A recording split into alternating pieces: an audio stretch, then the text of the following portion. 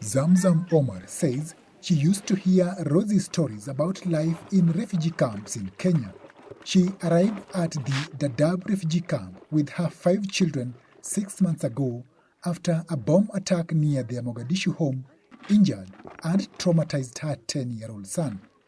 But life here has not been what she expected.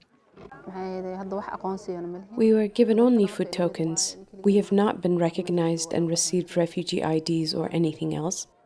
Omar is among the nearly 100,000 refugees who have fled to Kenya to escape drought and conflict in Somalia.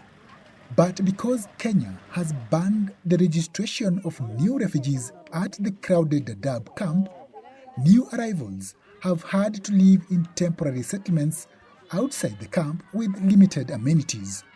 Most of these lands where they are settling lack the basic services.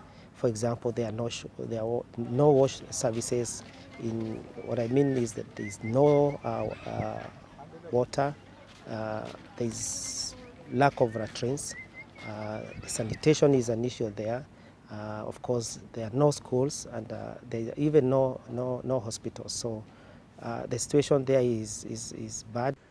The Kenyan government has periodically threatened to close the Dadaab camps entirely. But now, to ease congestion, the Kenyan government has approved the reopening of 2 sub-camps that were closed in 2016, E42 and Cambios.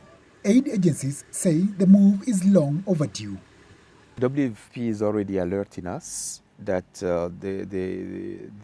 their capacities are being overstretched because all those people are coming to already existing camps, most of which are now reaching 100,000 each. Each of the camps now is close to 100,000 each, whereas the capacity is way below that.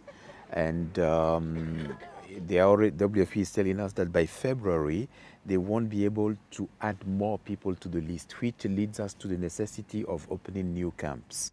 Omar says she is hopeful.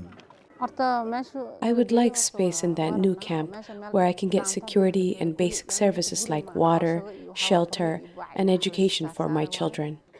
Currently, Kenya's government says only registered refugees will be settled in the new sites. So, unregistered refugees like Omar wait and hope new arrivals will eventually be recognized as refugees too. Kenya is already one of Africa's top refugee hosting countries with over 500,000 refugees, mainly from Somalia and South Sudan. Juma Majanga for VOA News, Dadaab Refugee Camp, Kenya.